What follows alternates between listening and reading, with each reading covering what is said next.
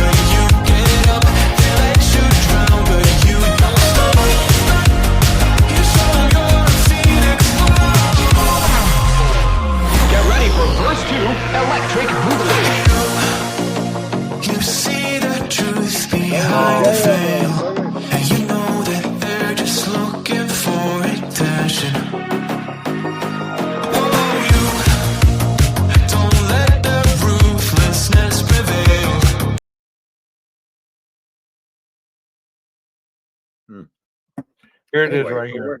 Here it is right here. It says Gonsalves and Mogan were at a local bar, the Corner Club at 202 North Main Street in Moscow. Gonsalves and Mogan can be seen on the video footage provided by the Corner Club between 10 p.m.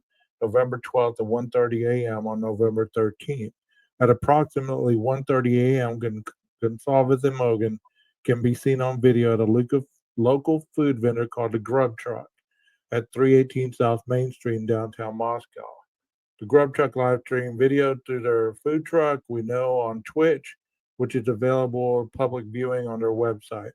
This video was captured by law enforcement. A private party, Eric Grower, reported that he provided a ride to Gonsalves and Mogan at approximately 1:56 a.m.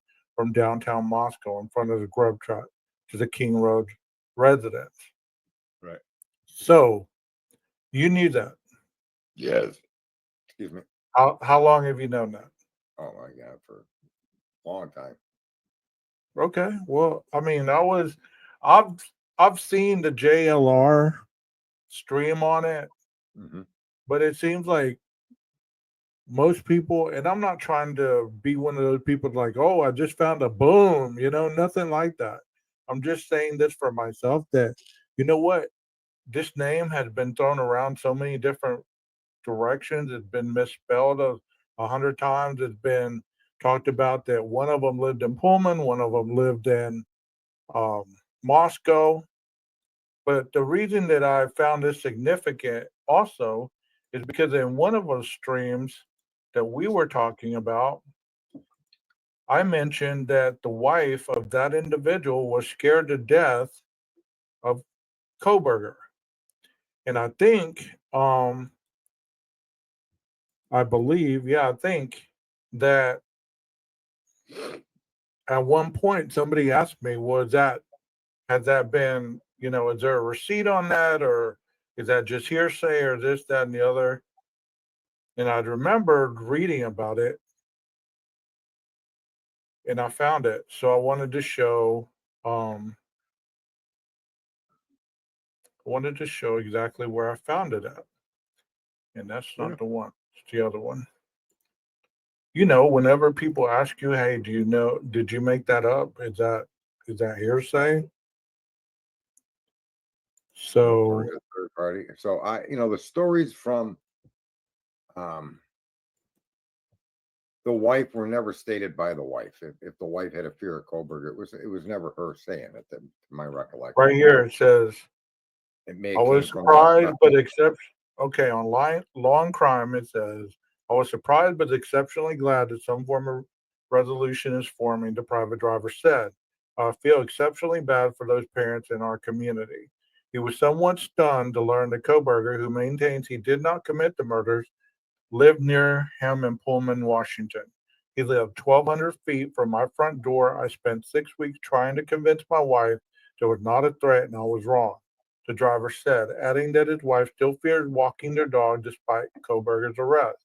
The driver spent much of his days shuttling people around town, so after the killings, he kept an eye out for the white Honda Elantra. He eventually spotted it at Koberger's apartment building sometime after December 7th.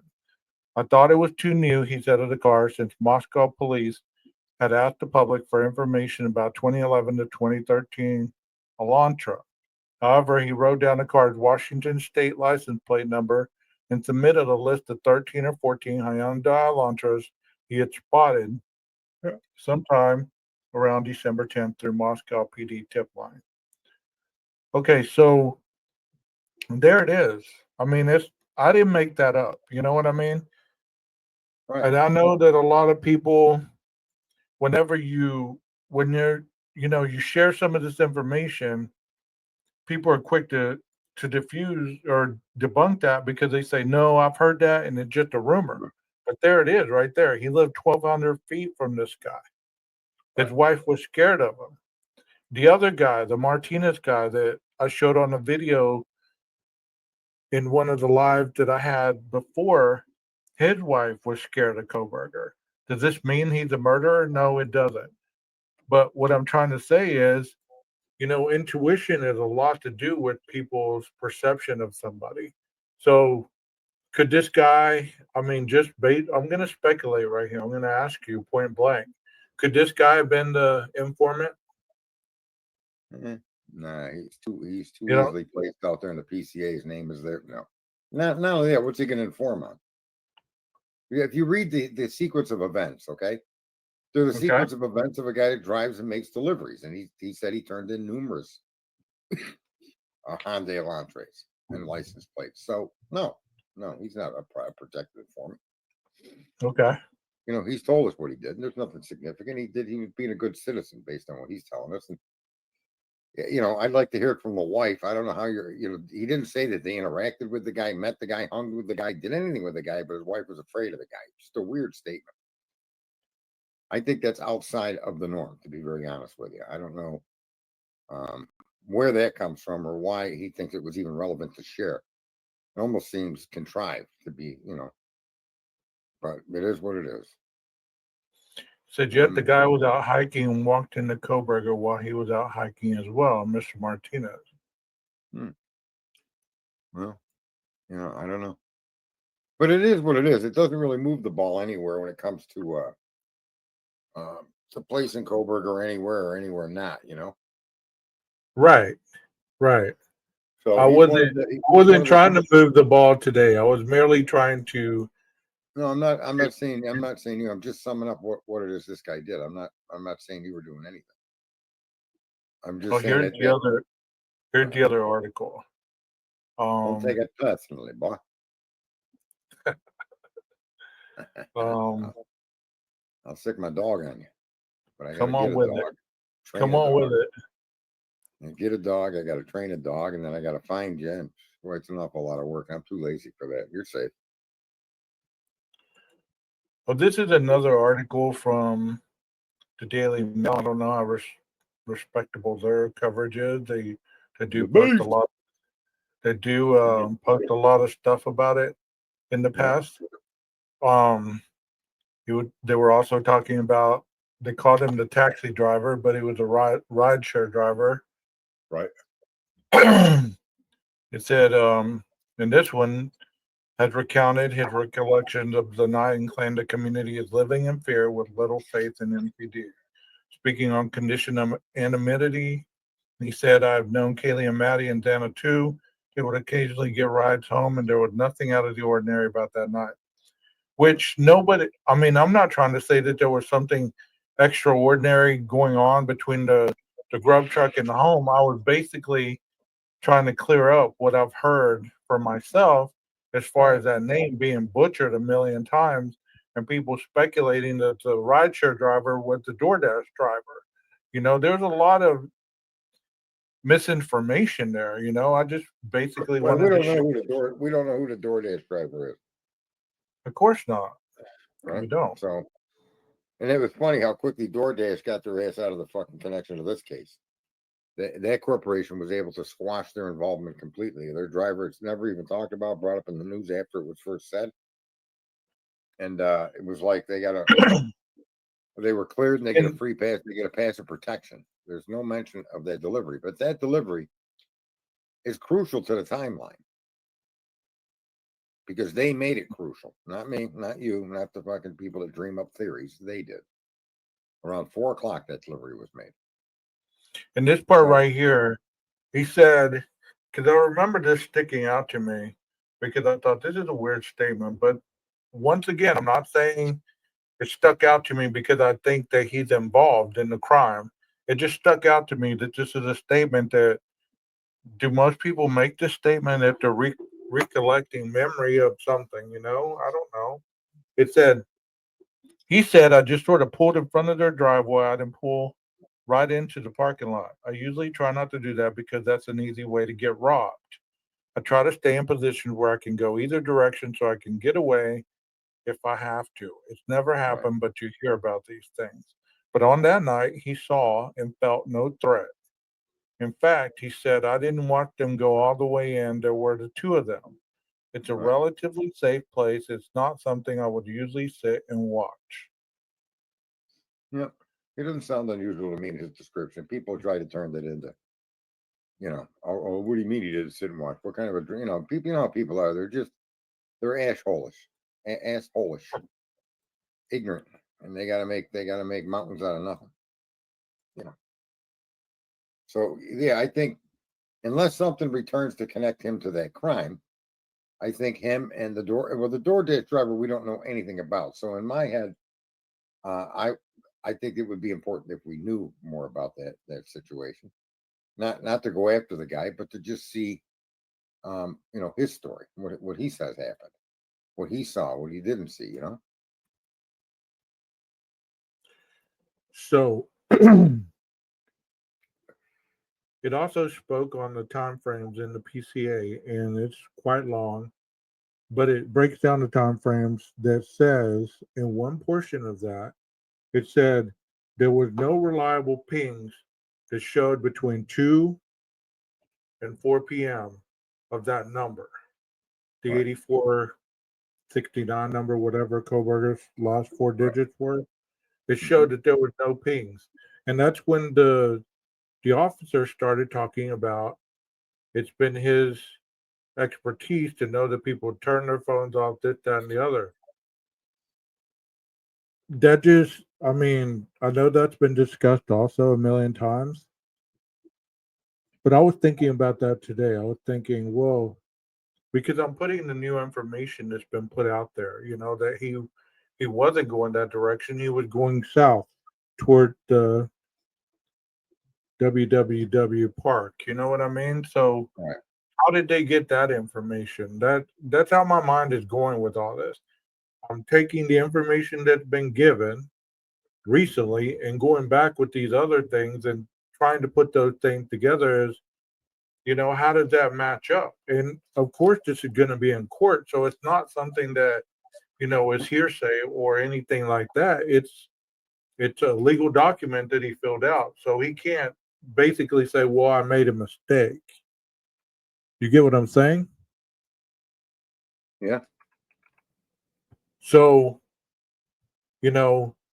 I'm sure he's going to have to answer to that. How did you, if he was, because people are almost dead in the water that this guy that the defense has is not as experienced and is not going to show as much data information to show him not being at the scene of the crime as they think he is.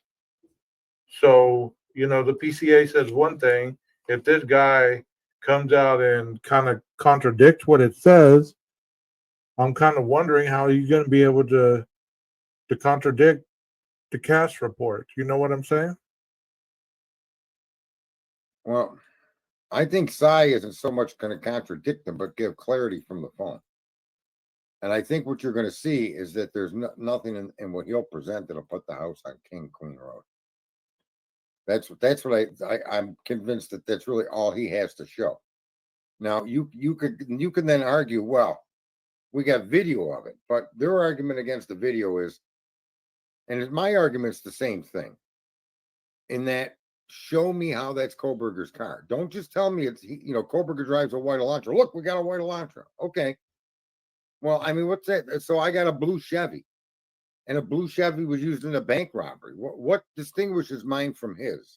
What makes this Elantra Koberger's Elantra? And if you can't do that, well, don't you believe that it's a simple fact of not having a front license plate? If all these other ones have, I don't know. I mean, honestly, think about this a little bit. I'm not trying to say one way or the other, okay?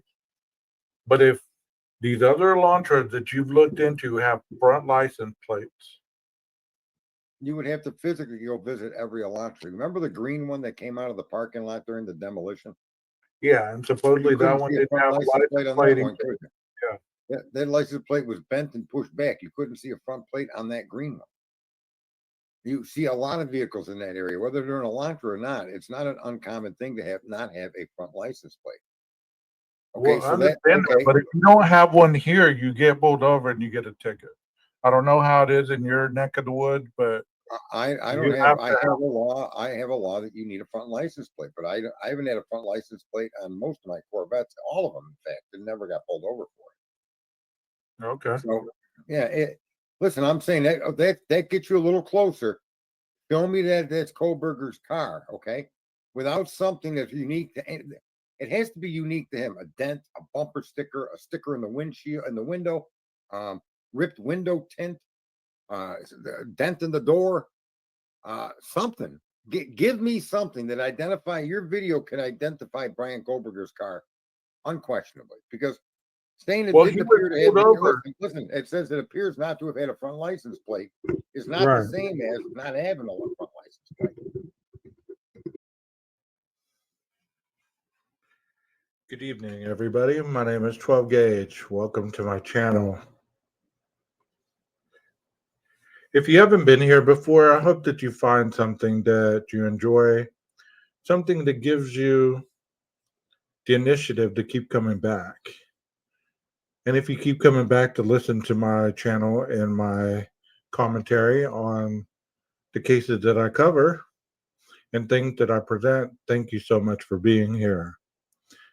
Like I said, my name is 12 Gauge. Happy Father's Day to everybody who is a father. And here we go. One thing that I want to talk about tonight, and I didn't really plan on doing this, but sometimes my brain won't shut off. And I need to talk. And tonight I wanted to talk about the IDAHO4 because I've heard a lot of people talking about it. And they say that there's nothing to see here. There's nothing to talk about. It just rehashed information. Well, I'm going to tell you that there's plenty to talk about. There's plenty to see. And there's plenty to sit there and to go over. One of the ways that I want to talk about it tonight is student versus the criminal. How can you see the difference in those tainted eyes? And when I say tainted eyes, I say the tainted eyes of the viewers looking in from the outside. I want to tell everyone who's in chat to please be classy. Please don't be cursing and please don't be disrespectful. And hopefully we won't get attacked by those people with those ducks or whatever they put in my chat the other day. I don't even know if that was a tribute of acceptance or a tribute of trying to kind of do a drive-by and disrupt your show, but whichever it was, hopefully they won't do it again. Let me call out some people that I see in the chat right now. I see Aquarius. I see Rondi. I see Andrew G, Missy Moo, Down the Rabbit Hole to Hell. I see some people that I haven't seen before. Please hit the like button on your way in or on the way out. Doesn't cost anything, doesn't hurt anything. So, um, you know, it is what it is. Well, if it was a joke, there's other platforms to do stuff like that with. And if you're so bored that you got to invade somebody else's platform with that kind of juvenile behavior, that kind of shows what kind of channel you run, you know. But extra likes, whatever, I don't really need it that badly. So I don't like a lot of disruptions in my streams. But let me get back on point here because I want to talk about criminals. Okay. Let me put a picture of a criminal up. Let me take myself out of this part.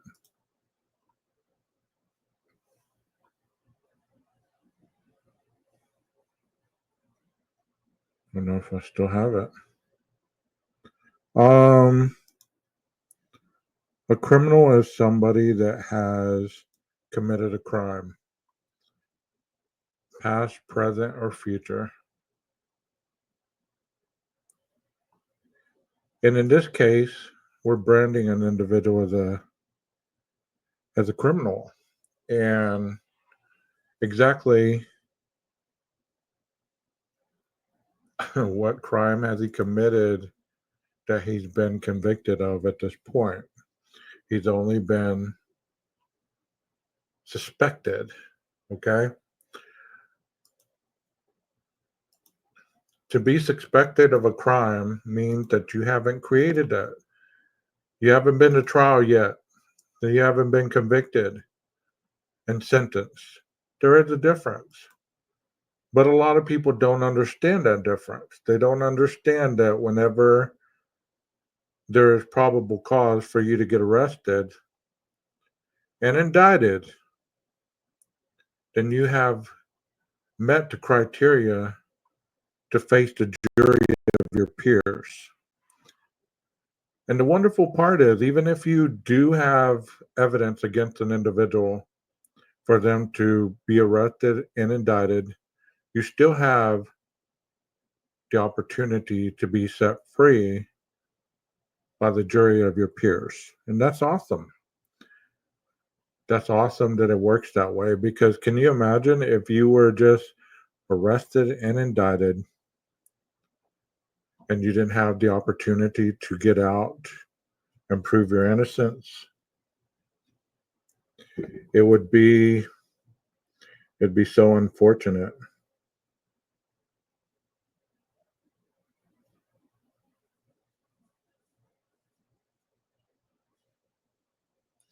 It would be unfortunate. And I've identified various attributes in some of the library videos that I have about some of the things that I'm talking about right now.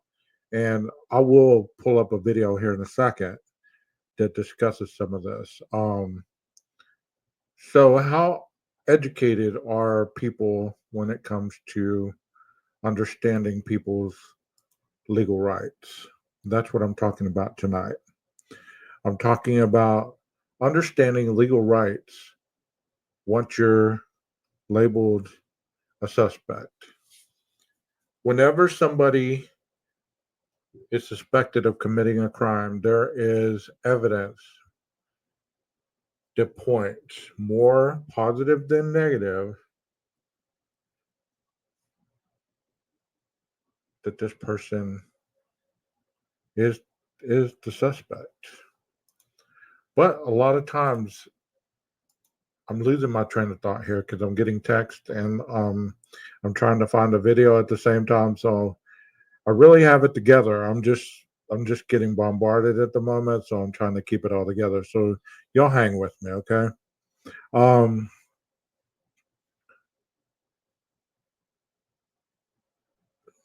let me take you through understanding a crime scene investigation first, and then we'll go on to the criminal aspect of it. Um, whenever you're investigating a criminal where a crime has been committed, initially you quarantine the place off. That yellow crime scene tape is put up, and you're able to keep people out because you want to start looking for evidence. And whenever you're doing that, it's keeping it from being contaminated. So if we're looking at the King Road house, I'm going to show this picture right here because I've looked at it countless times, and to me it's very intriguing. Not for any other reason than it intrigues me because of what it looks like. You're looking into a home. There's evidence tape here. Many people think that where there's evidence tape, that there's evidence that was collected from there. That's not always the case. Evidence tape is placed on areas that have been searched, meaning that they've looked for fingerprints, they've looked for any kind of DNA, any kind of blood, any kind of material that could have been used or created, not used, but created in the crime. So the reason this intrigues me so much is because this bathroom right here, the proximity of the front door. You know, we've heard many times this front door was left open at 8:30. So I'm gonna go out on a limb here, okay? Since this front door was open, was it used to clean up any evidence that could have been um, left at the crime scene? Was there anything taken from this bathroom to assist in any individual leaving out the front door, if they did at all? I'm not saying what if, I'm saying if they did. What if entails that somebody did? I'm saying if they did. There's a difference. So think about that a minute. If somebody left out that front door and they utilized this bathroom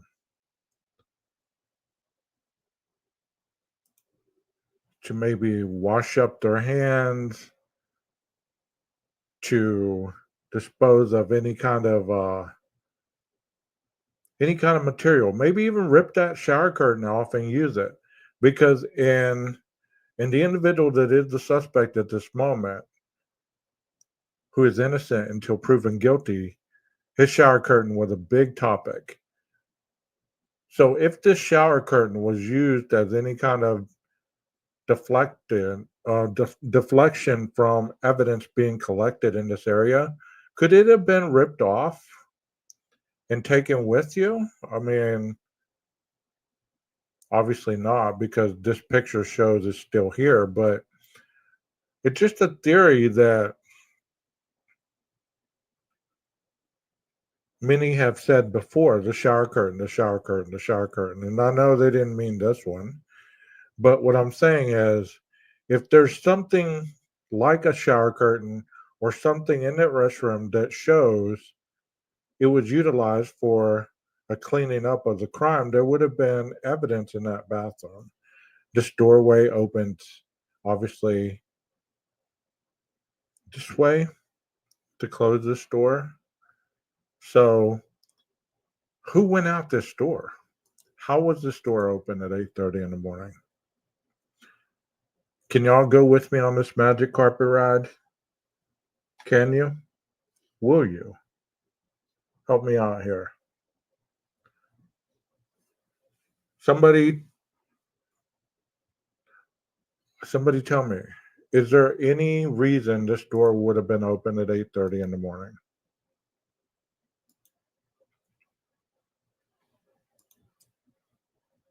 Most people will say no. But we've heard it was open at 8:30. What could have possibly happened at 8:30 that this door was wide open in the freezing cold of winter and this door was open? What could have possibly caused this door to be open?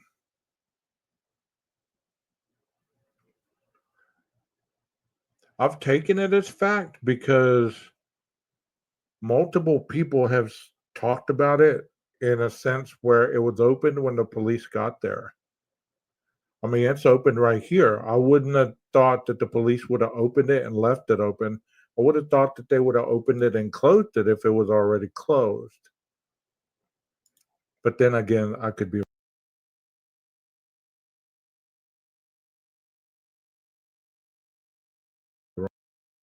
wrong. So it does not belong there. I can't make any sense of that wall. I think that is where it goes to the porch. Rugs make you see things. Come on, guys. Y'all can type drugs. You can type weapons. You can type murder, rape, all that stuff. We're all adults in here. You can put drugs. Okay. Don't be censoring the chat. Has to be print. The wall is part of the front there. Yes, it is. So this is the photo that I've been told was Kaylee's slider. Okay. I just wanted to show you guys this because I didn't want to make the individual mad and challenge them in the comment because that's not who I am. I tell you, your opinions are valid. So I'm not going to challenge you. So I'm asking you guys in chat as a commemorative effort if we can get to an understanding of whose room this is and what this is. Because it does look like a slider in that pic, does it not?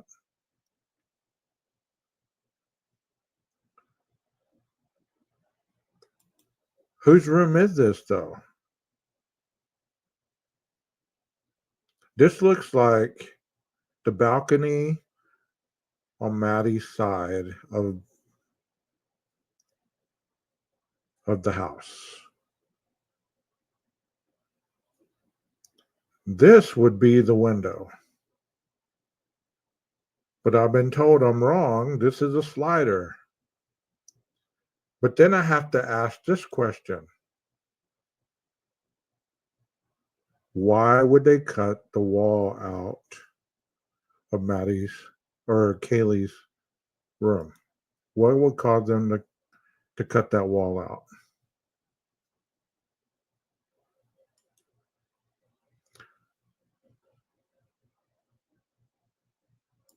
Can y'all answer me that? There's one, Maddie's room.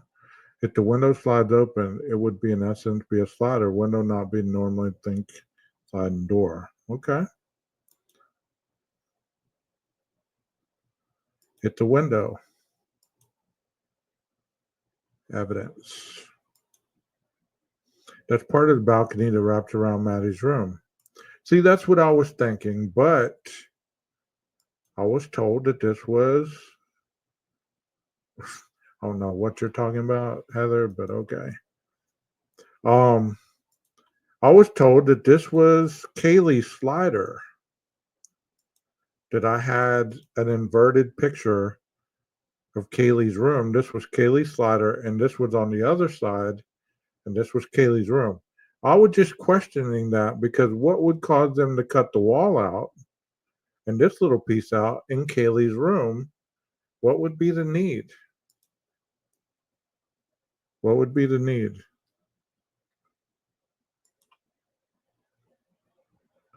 Do you have another picture in a different location? If you do, email it to me. I'll show it, Missy.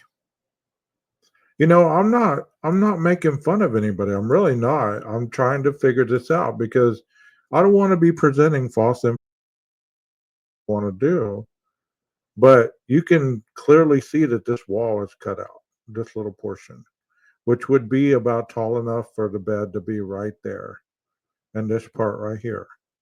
So I don't know if there was a handprint here, if there was blood smear here, if there was, I mean, anything could have been right here that caused them to cut it out because it obviously seeped through there and it seeped through here if it was that bloody. So my question is this Maddie's room or is it Kaylee's room? I understand Kaylee has the slider, Maddie has the window. Hey, Texas Ranger, how you doing, buddy? Long time no see. That kind of looks like something you'd hang a key on. If it was a slider door, would it have a lock and a handle?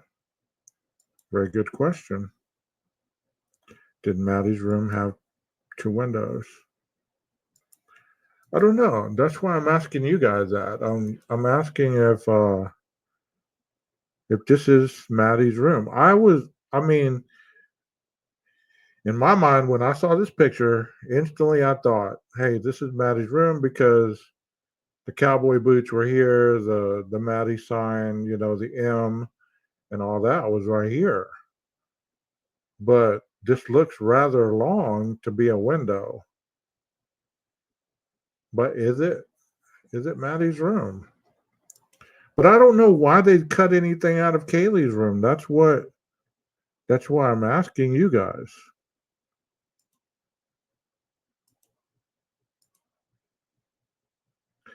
It is 12 gauge Phillips with two L's 41 at gmail.com.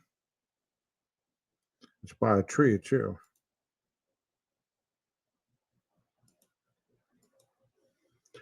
I mean, I wasn't trying to argue with the person, It's like, okay, but I was always on the impression that Maddie only had a window. She didn't have a slider.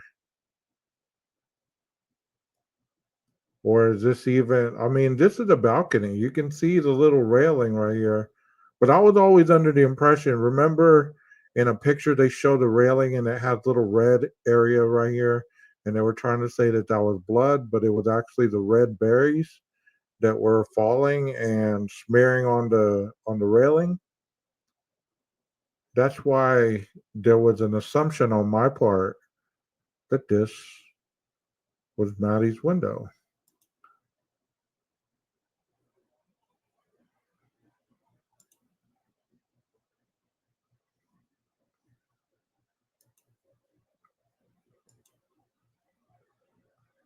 I don't see a latch on the house.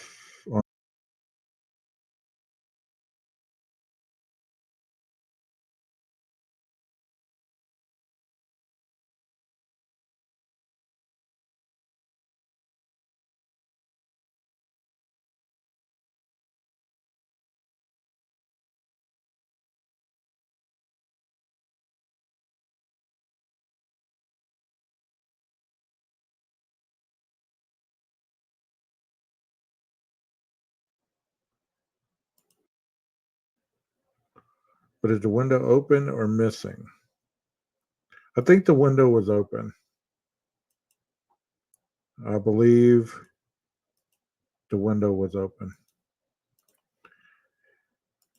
Yeah, this looks really sketchy. I mean, I wouldn't have wanted to hang out up here. Bet the dog was like, "Man, I need to do my business and get out of here." Because I think there was a dog bed right here and there was a dog bed on this end. That's a good pick. And that's a zoomed out picture of it.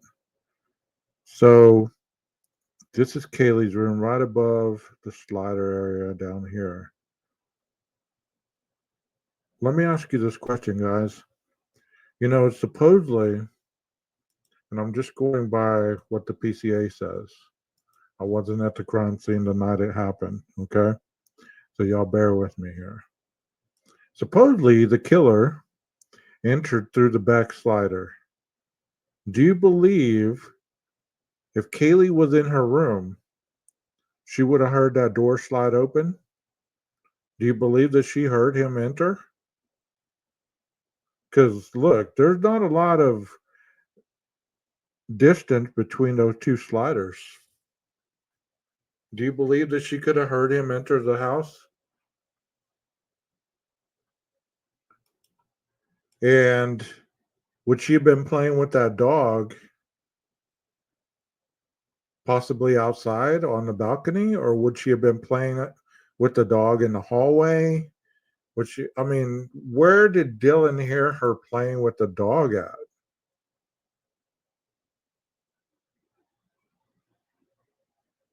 Y'all help me out with that. I just wanted to ask y'all that question.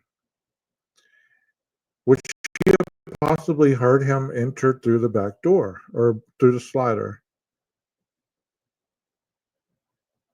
Okay, well, I'm just going on what the PCA said.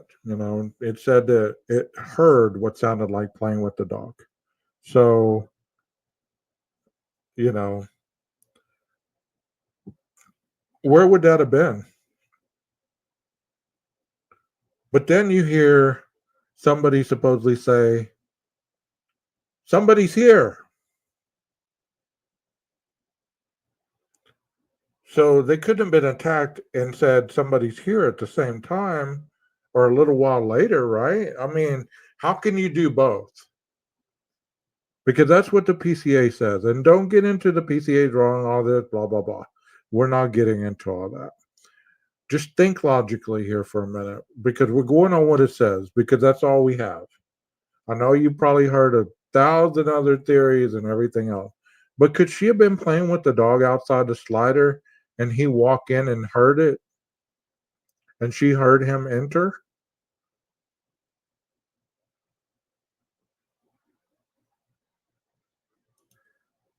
The implication is D mistook the attack sound for dog play. Yeah, I've heard that. I've heard that too, and I've even thought that myself. But where would they have been playing with the dog that she would have heard that? Would she have heard that out of Kaylee's room? Would she have heard it outside? Would she have heard it in the little hallway area by the bathroom, which is right here? Would she have heard it in Maddie's room? Don't help me out here because I'm trying to figure that part out. What she thought was playing with the dog is a lighter way of explaining she was awoken to the sound of them being attacked above her. But then who said someone's here?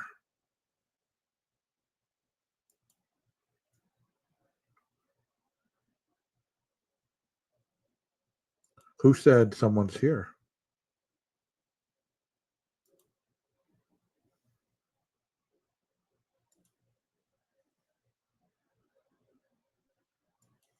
I get that. And I get that.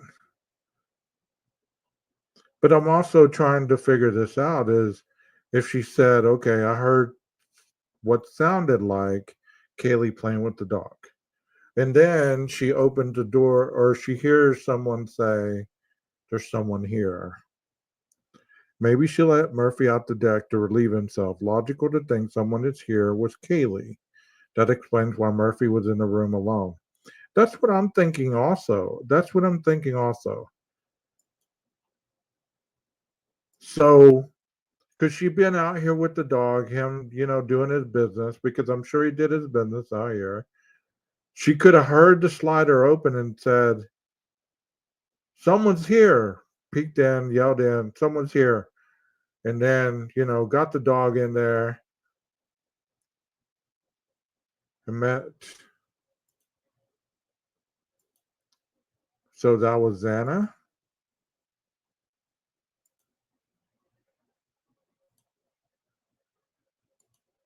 I've heard it was Xana because supposedly it was the DoorDash delivery.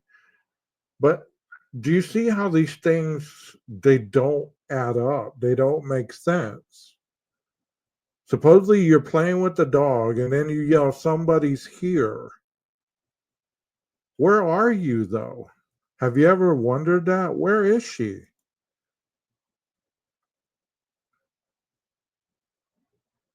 Okay. Where is she though? Where's Kaylee? But we're moving too fast here. The crime didn't happen that fast. It happened fast, but it didn't happen that fast. Yeah, that's what I read in the PCA as well. I thought Dylan said she heard Kaylee said someone's here. That would be a hell of a note if Kaylee saw him enter the house from the balcony. You know, because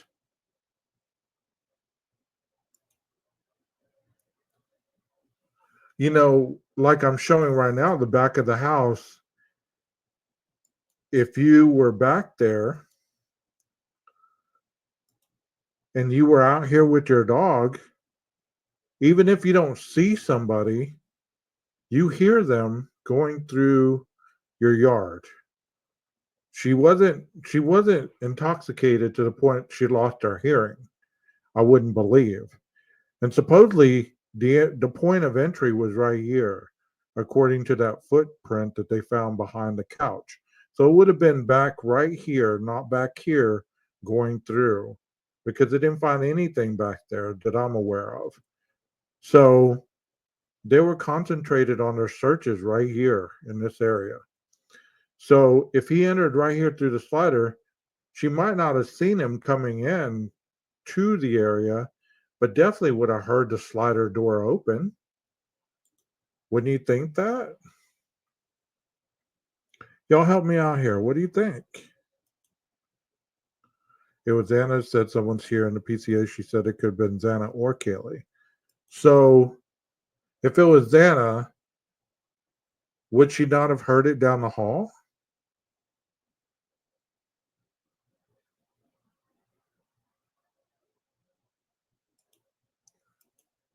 Just asking for a friend. Yes, Dylan would know where the person was because of the direction in Kaylee's voice. And she would have known the differences in those voices, would she not? Would she not have known the differences? So if Kaylee had said someone's here, would it mean one person perhaps? Yes. I don't think that DM and KG sound alike. I don't believe so either. I believe Kaylee has more of a higher pitched voice. Xana has yes, evidence marker was back there, right by the couch, behind the couch.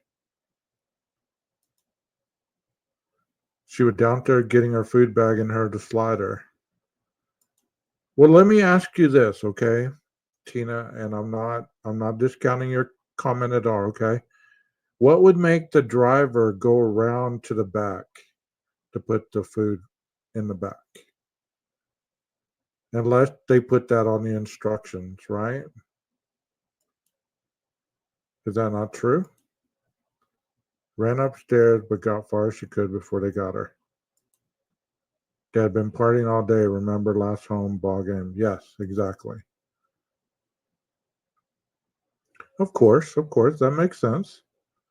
The guy who was completely innocent did 17 years, but he kept digging along with the law clarity in the maljustice cases. They found semen on the woman's T-shirt. The true suspect who was identified. I don't understand what you're talking about, but I guess I'll go back and read it later on when I watch this again. But guys, do you see what point I'm trying to make here? Is if she was out here with her dog, he was relieving himself, or he was playing on the balcony. Maybe she liked to let him run before he goes to sleep. I mean, or here's another scenario. Maybe she wasn't in her room at all. Maybe she was downstairs running the dog in the yard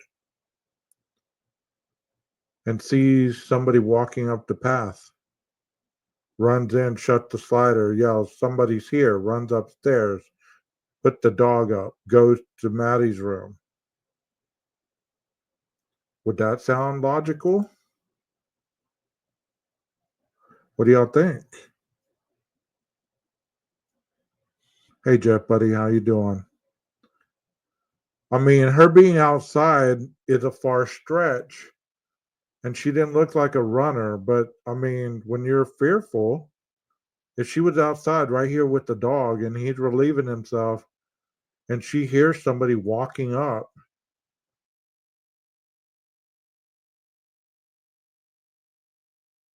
goes to see what Maddie's up to. Make sure she's okay. That's far-fetched. But here's another scenario. She's out on the balcony, the dog taking care of business. She's out here playing with him. Because look, the slider is not that far from Dylan's room. You could hear the sounds in there from right here. That's what I'm always wondered is where was she at with the dog when she heard her supposedly playing with the dog? Because the crime had not occurred yet.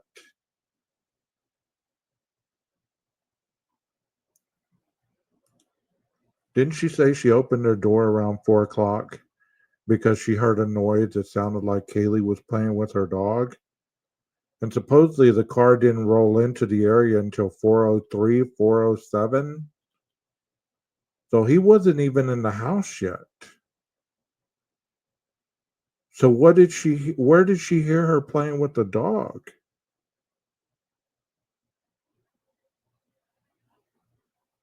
Is that not what the PCA said?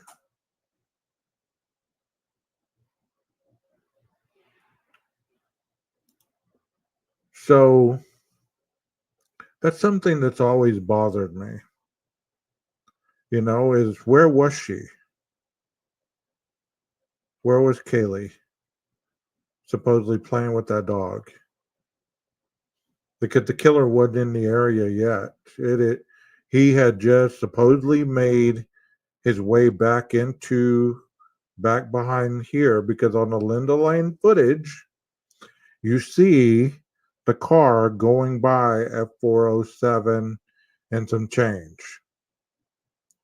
So she opened the door for the first time a little after 4 o'clock because she was awakened with what sounded like Kaylee playing with her dog.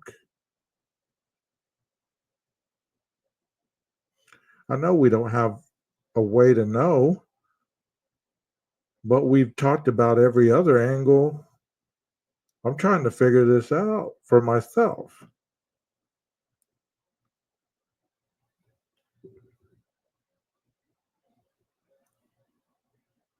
Hey, Paula, how you doing? So what do y'all think? Y'all think she was in Maddie's room? Was she getting Maddie situated for bed? Is that what she heard? That sounded like her playing with the dog. The dog jumping up and down. Maybe she's helping Maddie get dressed for bed. Because the perpetrator wasn't even in the house yet.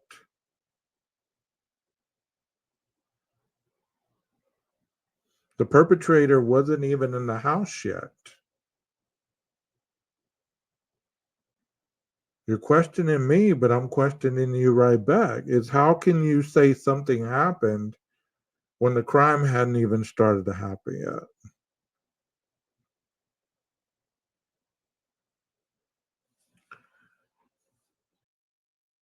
Bark.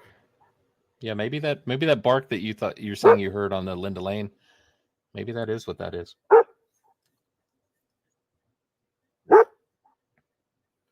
It's loud. It's kind of intense.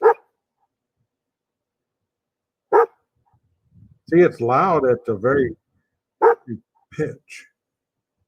Do you remember the timestamp where you heard that? Wasn't it around 4? Because you were saying you went from 4 to 4:01. Right at the beginning.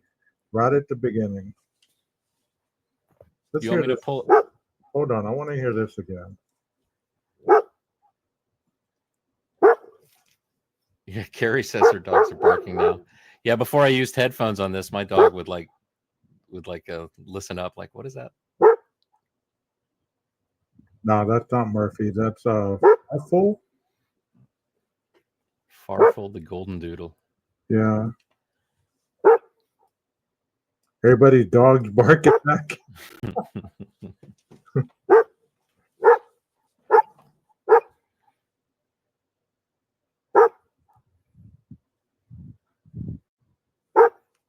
Next, you're going to play a sound of a beer can. No call.